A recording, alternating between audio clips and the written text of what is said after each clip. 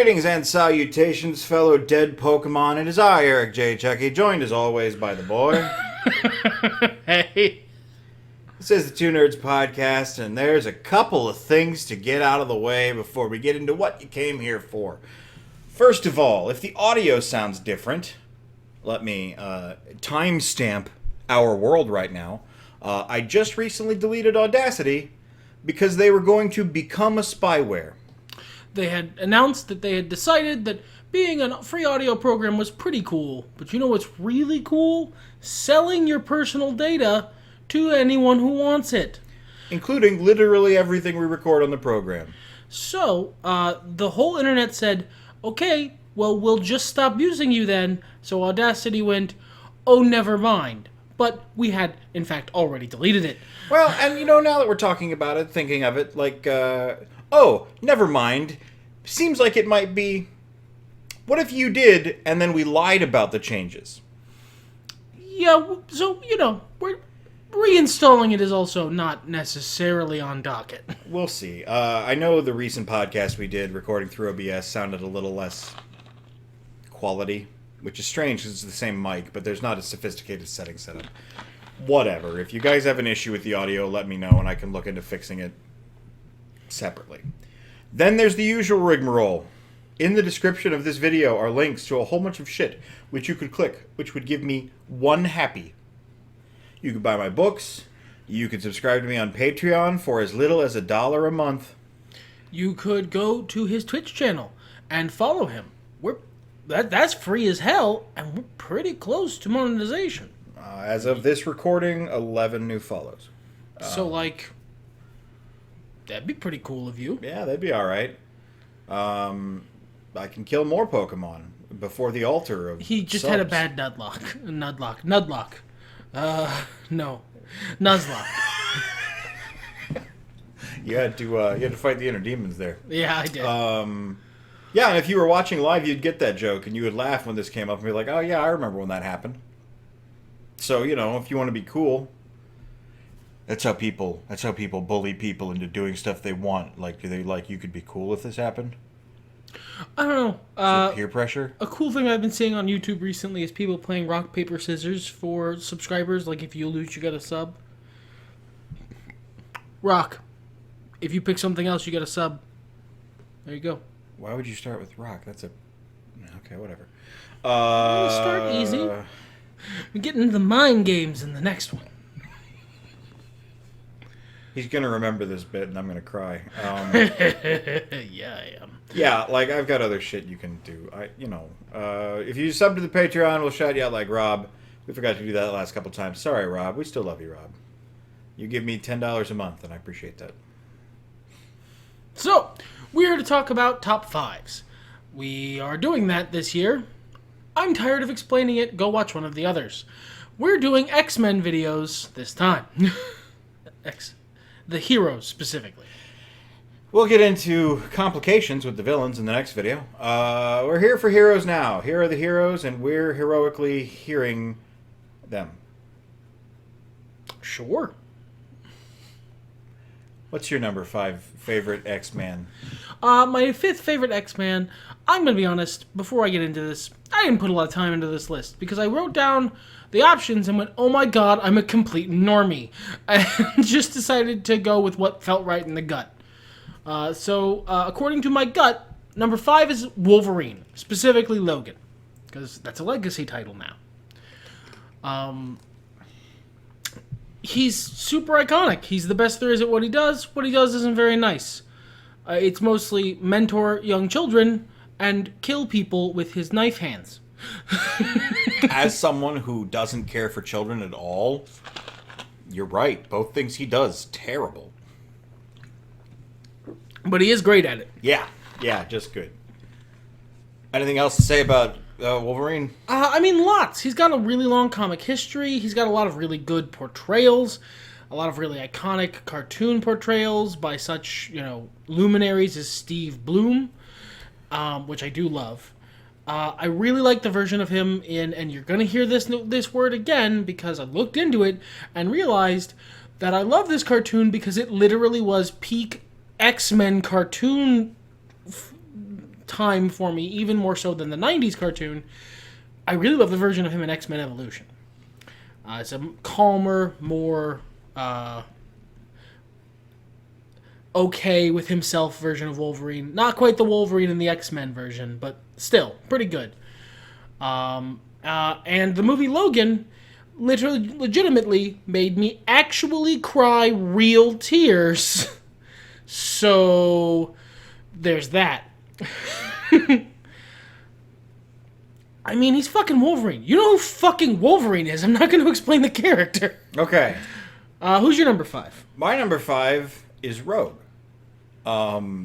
Someone, back in Marvel times, realized, what if Lady Greatest Power, touch, also not able to touch someone, really want dates. And there you have got a monument to angst. Yeah, Rogue is just an ever-filling... She is an eternal well that you can keep going back to of just... Man, she really got dealt a shit hand, didn't she? And for a comic platform that for much of its lifespan has been about dealing with young people, teenagers and 20-somethings, who are struggling with their identity as it regards the way they were born, poor Rogue is like, what if we invented a better Cyclops in terms of damn these eyes kind of situation? Almost every character in X-Men is a better Cyclops. Rogue is an excellent execution on the concept of the X-Men. Yes. Because the X-Men are pretty forthrightly an allegory, right? And Rogue is a really good execution on that allegory. She's got problems stemming from the way she was born and the struggles therefrom. And it works out. It's real good. I love the versions of her where she, where she's constantly struggling. And I love the versions where she manages to come up with some solution. Either, practical, or maybe she finally overcomes her abilities and is able to touch people. That usually is the end of her character arc in a given iteration. But I do love that too. It's nice to see closure occasionally. Mm-hmm. But ultimately, the X-Men is a soap opera. And Rogue is a great soap opera character. Yeah, just what an excellent fixture. And she's fun, and she's cool, and great design. She's not a downer, usually. Even the ones who are dour, like the more modern interpretations where she's like a goth as opposed to being weirdly a Southern belle. She's not a downer. She's usually having an okay time. Going to make a comment about how I really like her 90s big poofy curly hair with the white streak in it, and then I realized a couple things about myself, and we're going to move swiftly along to your number 4. Oh, did we just realize that, did we? We did.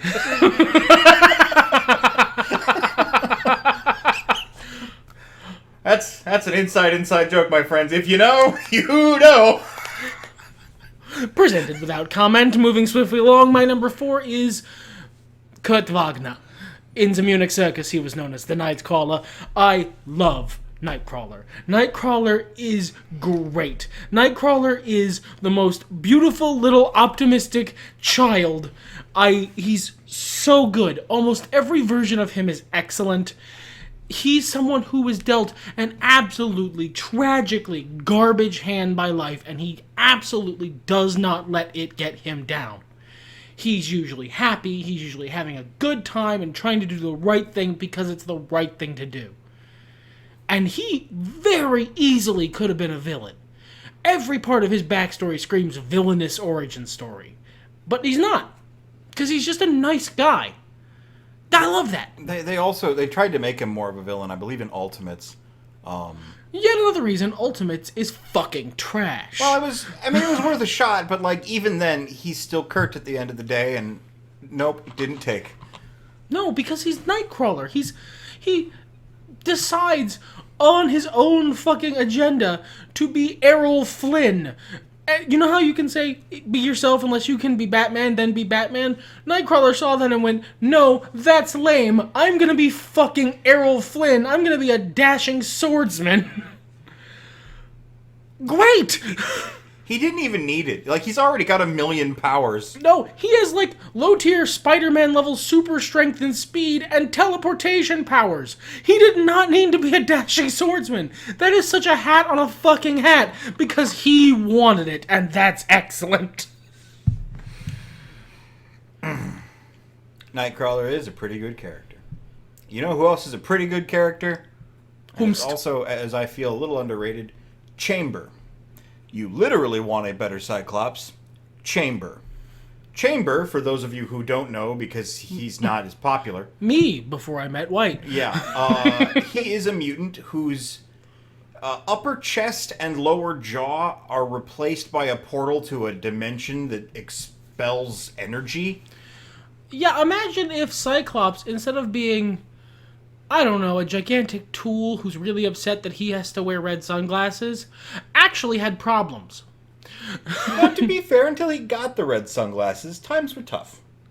Yeah, but like, shut up, Scott. None of us like Cyclops here at the Two Nerds podcast. He's awful. There are some Cyclopes that are pretty decent. They're the exception, not the rule. Right. And it came about after Cyclops was such a pain in the ass that comic creators were like, let's maybe pull back. Let's maybe redeem Cyclops a little. Like, I mean, to be honest, one of the best versions of Cyclops was when he literally just went all the way about being an insufferable fucking dickhead and became a villain. That version of Cyclops is great because he's embracing his inner chode. Yeah.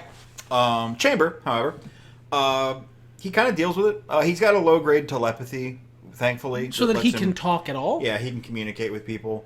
But, like, man, that's rough, looking like Raziel over here.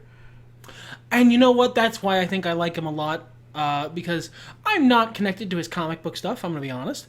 But he fucking looks like Raziel. He's got a really solid fucking look. He looks like Raziel and Gambit fucked. Where did you find my teenage fan fiction? I know it all. I have to deal with this. Can you roll on to your number 3? Absolutely. My number 3 is, I'm not going to do the accent this time, although I easily could. It is Colossus. Pyotr Rasputin.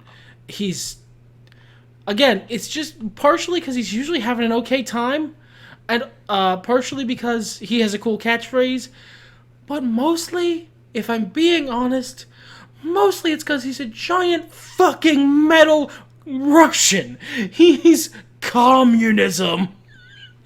What is Colossus's catchphrase unless you mean oh? Nobody stops the Colossus. Oh, okay. Yeah. I guess you're right. He has a really cool catchphrase. Yeah, it's not bad at all. I just forgot. Yeah.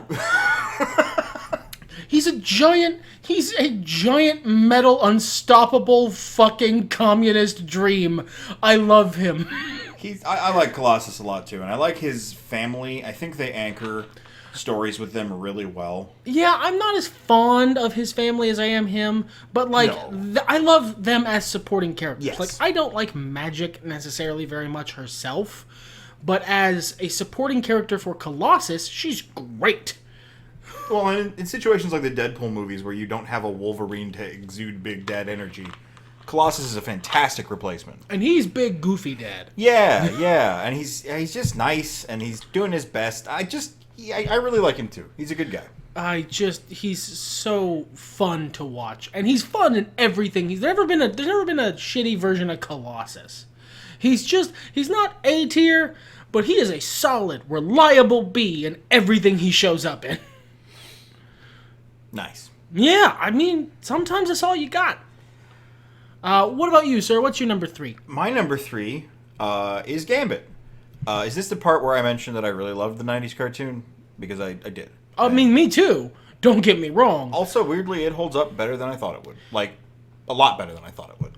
It holds up better, and this is going to be a controversial statement, it holds up better than the Spider-Man 90s cartoon. Oh, yeah. Spider-Man 90s cartoon does not hold like, up. It's a fine cartoon, but the second someone pointed out he never punches anyone in that cartoon, I could never unsee it, and it's so weird and awkward. But anyway. Anyway, Gambit. Like, when I was a kid, I liked Gambit because he was cool.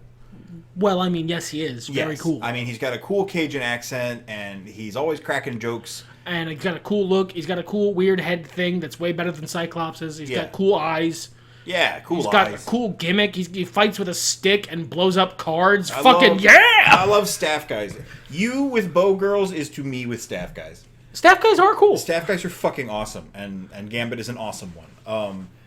And as I've matured as an enjoyer of fiction, none of that has changed. No, he is still very cool. He's got a card theme. He throws exploding cards. One time he just made a table explode. Like he was just, hey, Black Tom Cassidy, check this shit out, and now I'm gonna go do it with stuff that isn't wood. Go fuck yourself. Yeah, that's Gambit. Like, he's got his history with, thieving organizations and all that drama. Yeah, like, Gambit is the Axel Foley of the X-Men. Yeah. He wasn't always an X-Man. No. And sometimes that shit comes up again. And I like that. Honestly, Gambit, I like Gambit so much that I saw him on your list and went, fuck, should he have been on there? And ultimately, no. I'm sticking with the list I have, but, people sleep on Gambit, me included. Yeah, well, there you go. I believe, honestly, Beard Bros had a conversation about this, and they were like, who likes Gambit, other than if you just like the 90s cartoon? What has he ever added to anything? Lots of cool shit. Yeah, what are you talking about? He's an exact archetype of character that I love. The quote unquote romantic thief Lancer to Wolverine. Yeah, he's very much a Lancer. He's got the blue Oni vibes. Yeah. And he's great, and he's frustrated, and which is a great thing about basically every X-Men. They're either dealing with their shit or they're not. And they're mad either way. He's cocky and he's fun. He's a good character to have there. And every video game he's in, he feels awesome to play. Yeah, because he honestly has a very balanced kit. As a competitive character, he's got good ranged attacks, he's got good melee attacks, and he's usually pretty quick. Yeah. That's just a good design for a character. He's honestly really well designed. Better than a lot of the other X-Men. Note, Gambit doesn't have a hat on a hat. He's not also weirdly, I guess, an expert with the shuriken. He's not Nightcrawler. He's got, his luck aura.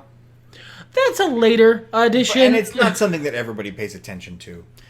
It's more is it a power? Or is he just one of those guys who is kind of lucky? Yeah. It's not like Domino. Overall, the advanced mutations of the X-Men storyline, while neat at the time, added this weird pimple in the timeline of X-Men. Look, one thing we're not talking about in our favorite X-Men characters lists, either of them, is the timeline of the X-Men. Because I want to be out of here before 2025. The timeline of X-Men stuff is the most unbelievable fucking rat's nest. Continuity is a dirty word in X-Men comics. We can bridge here, though. I can save this with the power of Paul Blart's favorite transportation device. All right. Let's talk about another mutant that had secondary mutations. Who's your number 2? My number 2 is Dr. Henry Hank McCoy, Beast. He's fucking Kelsey Grammer in blue fur. And that is something I want to highlight right off the bat. Of all the many sins of the first wave of X-Men movies, and there were many, that is not fucking one of them. That is up there with Patrick Stewart in goddamned perfect casting. Yeah, pretty much. Because that's always how I saw him. In the 90s cartoon, that's basically how they played him. And in comics, that's always how I read him, is Fraser Crane, but he's also gonna fucking beat your ass. Fraser Crane with monkey powers. Yes, sir! He is a brilliant scientist, and as someone else pointed out on the internet, I forget whom, I love about Hank McCoy that he was already a genius scientist. That's not a part of his mutations. He was already a genius scientist, got badass fucking beast powers, and went, no, that's fine. I'll stay in the lab. I'll help if you need it, but otherwise, I'm cool, thanks. And I love that about him. That is a man who knows who he is. Yeah. I do not like the versions of him where they insert angst where none belongs. Yeah, he's always been pretty, like, in the early days, sometimes he got a little frustrated. He got a little bit of, like, Thing energy. But then I guess he saw Thing and was like, never mind, I'm fine. Could be much worse. I could be Orange Rocks. Could be rocks. I'm so sorry, my good man. But, like, that's about all the angst he ever gets into. Yeah. Unless they make him, like, borderline evil. And that was just a thing that Marvel did for a while when the Illuminati was big. And just for everybody. Yeah. Do you know are you intelligent at all? Congratulations, you're evil. You're evil. We don't talk about the Illuminati. We do, but then we move swiftly along. To my number 2. It's Wolverine. Wolverine! Why was White suspiciously quiet about Wolverine earlier? This is why. So, like, if you guys have stuck around the podcast for a while, you know me. For most of my life, I have suffered against the yoke of my own making, which is, this is cool, therefore it must suck. Some things have managed to avoid that. Star Wars, for example. Until recently. But then... It's not being cool. Yeah, it's because it was bad, and I got frustrated. But now it's good again, and I'm alright again. Yeah. But one of the things that slipped past was... Well, a little bit. Like, I kind of like... My stepbrother growing up in this era, in the era of the 90s X-Men cartoon, he gravitated more toward Wolverine, and I kind of backed off. You know what I mean? Yeah, much in the same way you did when you met me with Batman. You have this thing where if someone else likes a character too much, you go... You're like the third wheel in a love triangle. You back off so that they can be happy together. I guess. Like, and there were other characters I really like. It's one of those things, like, I don't think I consciously thought of it this way as a kid, but, you're buying both kids a toy. Well, you don't want to get both of them Wolverine. That's dumb. Then who are they fighting? What's this 2 Wolverine storyline? That doesn't make any fucking sense. You get one of Wolverine, you get one of Gambit. For example. We can have fun rivalries because they didn't get along, No, and they did not. They did not. And it was funny. But after that, basically everything about Wolverine, good. Angry Wolverine, short, furious Wolverine, perfect. Great. Dad Fucking Wolverine, champion. Fixing motorcycles and drinking beer and thinking about his past mistakes, great. Wonderful. Capable schoolmarm Wolverine, superb. It is not Spider-Man. Not all Wolverines are good Wolverines. No, he's had some odd steps. I really don't give a fuck about anything he did in Japan. I wish I did. Yeah. I'm such a humongous weeb. Why don't I care about this? Wolverine How have you made this boring? Was a samurai, made out with samurai, and everybody was ninja fighting, and I'm like... could you guys right. wrap this up? I feel like this is a big distraction. Like, I'm a humongous weeb. I love anime, I love samurai, I love ninjas. Why have I never given even the remotest fuck about anything Wolverine did in Japan? I don't care about any of that shit.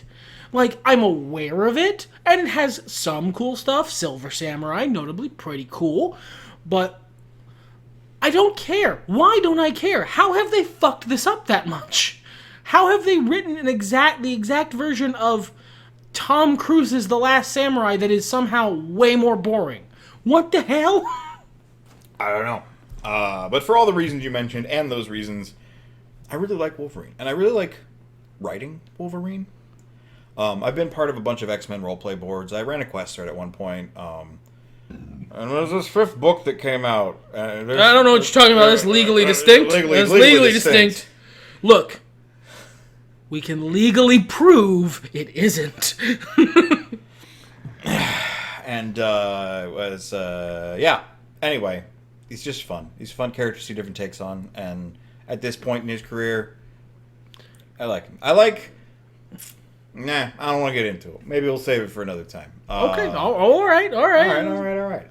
Let's go to your honorable mentions, my friend. My honorable mentions, I'm going to go ahead and swiftly slot in Gambit here because I definitely slept on Gambit, and that's my fault. But I'm also going to include 3 people who who I just thought, I like these 3. One, I like a lot, doesn't feel like an X-Men character to me. He's his own thing. The other 2 are definitely X-Men characters who just didn't quite rate. Domino, Bishop, and Deadpool. Deadpool is his own thing, honestly. Yeah, I noticed I didn't put him in my main Marvel people list. And that's just kind of because, he's pretty overplayed. I'm just kind of tired of seeing Deadpool. If he goes anywhere, he goes here, but he doesn't really feel like he goes here. Yeah, he's special. He's and different. Also, he's not really a hero or a villain. He's very much an anti-hero, so he goes on the honorable mentions. I like Bishop's power set and look a lot, but I don't like his storyline at the fuck all. Same. So he doesn't get on the list. And Domino isn't complex. Is just great. I love the power set. I love the look. I honestly could have listed basically everybody in my honorable mentions. I know, bud. When we have our conversations where, like, I'm a Marvel and you're a DC, let's be clear. I'm an X-Man and you're a DC. Yeah. This is the shit I grew up on. Now, I've come to love a lot more of it in the time since, but we'll keep it slim. I'm going to go ahead and use two of yours, Beast and Colossus. They're definitely on my honorable mentions list. I'm going to pull one here that most people won't be for. Forge. He's fine. You all forgot about Forge. He's got his shit together. He's making weapons for you. He's doing his best. He's got a mustache and a headband. Still. I like that he's committed. I don't like that he's committed to the mustache. Not a good facial hair choice in general. Freddie Mercury mustache. He deserves it. I like Kid Omega, but... You fucking do.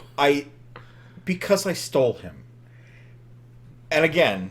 I wrote... It's equivalent to fan fiction, I guess. Just other people are also involved in it. I like that he's a dick. I like that he can be a good enemy. I like a more mature version of Kid Omega because the younger one is a wiener. I mean, the mature one is a wiener, too, but at least he's, like, something I can understand. He's like... The young one is a wiener like a 20-year-old on the internet is generally a wiener. The old one is a wiener like a 30-year-old on the internet is a wiener. And those are different vibes, and if you don't understand, I can't explain it. I'm sorry. But, in many versions of fiction, I have used a face Kid Omega. A good guy Kid Omega. Someone who was turned a bit differently. Someone who still holds those anti-establishment, counterculture opinions, but isn't a dick about it. And, like, how strange is it to say that I love this character because of the version of him I created? Oh, yeah, I mean, it'd be really weird if you loved, adored, really actually treasured in your personal life a character from fiction, not because of any of their canon appearances, but because of fan-made versions that you just really were enchanted by, like fan fiction versions, and then that caused you to go back and like the canon version a lot more because you had this connection. That'd be weird. That'd be dumb, I think. I'm more saying it sounds kind of self-indulgent because I'm the one who wrote it. But I just like it. It's a good echo chamber. And when I find people who are writing nice Kid Omega, I get even more excited. Mm-hmm. I will add to that Dead Girl, most of the stuff from X-Statix and a lot of the other weird X-Men teams. In that vein, Dupe. You just love Dupe. He's just green jelly bean. He says stuff you don't understand. He's fucking Slimer from the Ghostbusters. He's like Slimer on Quaaludes. No, that's perfect. Yeah, and then Glob Herman, who is a giant boy made of paraffin wax. You can set him on fire if you want. You can see his bones. He's pink. Sometimes he's evil. Sometimes he's like, yeah, let's fuck shit up. And then he's like, I'm sorry. I mean to fuck shit up. Glob Herman, what a great character design. Just trying to live his life. Just trying to live his fucking globby-ass life. All right, my brother. Number one. Number one is Wolverine. Laura Kinney, X-23. She's my favorite X-Man. Remember that thing I said about fanfiction a minute ago? That was what we call foreshadowing in the industry. I've always loved X-23. Partially, again, because X-Men Evolution came out in peak cartoon years for me. And that's where she debuted. And I really liked the version there. But I'm going to be honest, it was fanfiction. And it was a quest thread back in the day that I loved and died and like broke my heart. But the version of X-23 in it is amazing, and it made me like a character I already liked a lot more. And it's just like I love most of her current story. I don't love a lot about her comics origin story. Because the comics origin story took the relatively clean X-Men Evolution origin story and needlessly complicated it and added a bunch of angst that didn't need to be there. She has plenty of angst already. I do like current comic stuff. That was a thing I was going to mention about Wolverine. There's a bit of a debate on Twitter recently. I won't get into it because, my God, the opinions of tweeters is not important. God, no. But a comic panel kept getting reposted where Laura was like talking shit to somebody. She's like, no, I am Wolverine. You can use my name as Wolverine. Don't be a dick about it, kind of thing. And Wolverine in the background, Logan, is like, fuck yeah. Because he would be. What does he give a shit? Yeah. He doesn't give a shit. It's good. I just like it. I just appreciate his big dad energy. And I like the way the two characters have bonded and grown over the years. I like that she originally rejected the Wolverine name and is now very important to her. Well, because it represents really positive and nice character growth. Yeah. And as I've stated many times in the podcast, I actually really love legacy titles. I like legacy titles when they're done right. They can be done very wrong, but when they're done right, when there's an actual, like, pass-off, like in the case of Wolverine dead, yo. Old Man Logan was the only one around for a long time. That was there. It was an official passing of the torch. No, you are Wolverine now, and that's great. I'm always gonna think of her as X-23 because that's how she was introduced to me, and that's what my brain fills in. But I like that she's Wolverine now. I like that she wears the outfit. I like that she hangs around with Honey Badger and the whole crew of Wolverine did fuck a lot of people, didn't he? How old is that memoryless bastard? They never did stop churning out Weapons X. I love that shit. Is good. And I like that she's positive representation, and this isn't something I talk about a lot, for people who don't necessarily emote or connect to emotive people the best. I'm not that guy anymore. I've done a lot of work on that. But for a long time I was, and X-23 was there. And that made me happy. I mean, that's the beauty of comics, man. They can give you, any entertainment medium. But comics are really great because they all happen in your head, like a book with pictures. I've defined the comic sequential art. You get that strong visual that unites everyone. But the way the story is told, the way the lines are delivered, that's personal. The emotions are personal. It creates really cool stuff, and that's really the only vehicle that works that way. Except maybe, I guess, sitting in your bed at night playing a Game Boy game. Yeah. Yeah, I was not a big fan of Laura when she first debuted. Well, I mean, that's really easy to have done, because if you didn't catch her in X-Men Evolution, her first comic storyline was bad. Because they unnecessarily fucked up an origin story which was clean as a whistle in the cartoon. It was very Whedon-esque. Yeah, and so unnecessarily. I like that they've mostly broomed a lot of that. And good for them. Because it's just unnecessary. She has plenty of fucking angst. You didn't need to make it... You didn't... I'm not getting into it. Not getting into it. We could be here for a while, and this is a positive podcast. It's a positive podcast. You know what's positive about this podcast? We're ending on a good note. Who is your number one? We're ending on a positive note. Oh, are we? It is a new character. No, it's not. It's Nightcrawler. Fuck yeah! Kurt Wagner, baby! Yeah. He's... Man, like... Okay, you guys have been here on this journey this whole time, right? And, like, I'm pulling shit like Ragman out, right? I'm pulling out shit like, who's this character I've never even heard of? Fucking Fortescue, who, I don't know. Look at this list. Rogue, Chamber, he's an oddball. Yeah, Gambit, I was Wolverine, about to say, Nightcrawler. Look, man, look at my list. Normie core all the way, front to back. I mean, but that's more your speed. You like the paragons. I'm Yeah. usually like, who are the weird little guys? Nope. All of the X-Men are weird little guys. Doesn't matter how popular they are. No. And I love Nightcrawler. I love his cool abilities. I love his look. I love his stories. I love the arc he has followed throughout his entire career.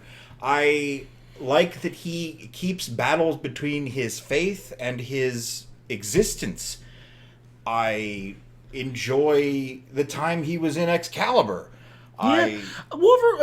Nightcrawler's faith is an important part of his character, and I like that they don't harp on it, rather the good versions don't, very much.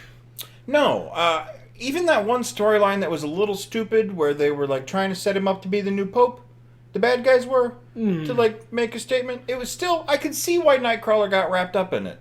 And I felt bad for him. Well, yeah, because if you are a true believer, man, wouldn't that be shitty? Yeah.